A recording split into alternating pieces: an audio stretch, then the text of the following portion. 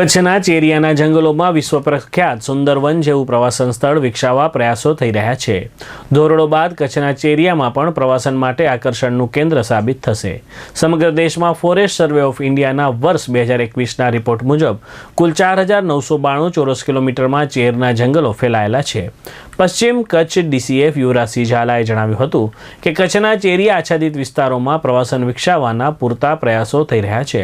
ખાસ કરીને કચ્છમાં અલગ અલગ વિસ્તારોમાં ચેરનું વાવેતર કરવામાં આવી રહ્યું છે। અત્રે ઉલ્લેખનીય છે કે ગુજરાતના કુલ ચેરના જંગલોના વિસ્તાર પૈકીનો આશરે 68% વિસ્તાર એટલે કે 798.74 ચોરસ કિલોમીટર વિસ્તાર કચ્છ જિલ્લામાં આવેલો છે। કચ્છના દરિયા કિનારાના તથા ક્રીક વિસ્તારોમાં કુદરતી રીતે એબિસિનિયા મરીના પ્રજાતિના વૃક્ષો જોવા મળે છે। આ ઉપરાંત વન વિભાગ દ્વારા છેલ્લા થોડા વર્ષોમાં આ વિસ્તારોમાં ચેરની 2 પ્રજાતિ રાઇઝોફોરા મ્યુકોનાટા તથા સિરિયોપ્સલ ટલનું વાવેતર કરતા હાલ થોડા પ્રમાણમાં બંને પ્રજાતિની પણ હાજરી નોંધાઈ છે। યુવરાજસિંહ ઝાલાએ ચંચળ ન્યૂઝ સાથે વાત કરતા માહિતી આપી હતી। ગુજરાતમાં આવેલા ચેરના વન વિસ્તાર પૈકીનો આશરે 70% જેટલો વન વિસ્તાર કચ્છ જિલ્લામાં આવેલો છે। કચ્છ જિલ્લાના પશ્ચિમ કિનારે તથા દક્ષિણના કિનારે જે ક્રીક વિસ્તાર છે એ વિસ્તારોમાં ચેરના જંગલો આવેલા હોય છે। ચેરના જંગલો એ દરિયા તથા મુખ્ય ભૂભાગની વચ્ચે એક શેલ્ટર બેલ્ટ તરીકે રહીને ભૂભાગને અલગ અલગ અનેક રીતે ખૂબ જ ઉપયોગી થતા હોય છે।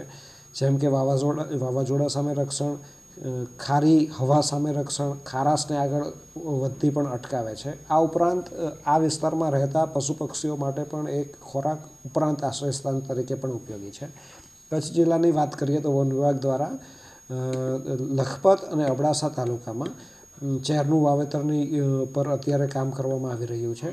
આ વિસ્તારમાં જે વિસ્તારો ચેરને અનુકૂળ છે તેવા વિસ્તારોને આઈડેન્ટિફાઈ કરીને આ ઉપરાંત એનું GIS ટેકનોલોજી દ્વારા પણ એનું મેપિંગ કરીને આ વિસ્તારને અલગ કરીને એની સ્થળ સ્થિતિ મુજબ વાવેતર કરવામાં આવે છે।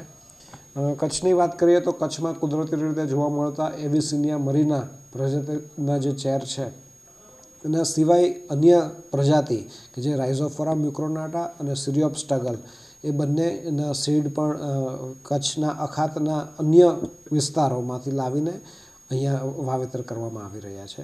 અને ભવિષ્યમાં આ મેંગ્રુવ એ પશ્ચિમ કિનારે પ્રવાસન માટે પણ એક સારા સ્થળના વિકલ્પ તરીકે ઉભરી રહે તે માટે વન વિભાગ દ્વારા પ્રયાસ કરવામાં આવી રહ્યા છે। હાલ પડાલા બેટ કે જે કોરી ક્રીકમાં આવેલો છે ત્યાં વન વિભાગ દ્વારા ચેરનું વાવેતર કરીને પ્રવાસીઓને મેંગ્રુવ ઇકો ટુરિઝમ બાબતે સગવડ ઊભી કરવાની કામગીરી પ્રગતિમાં છે।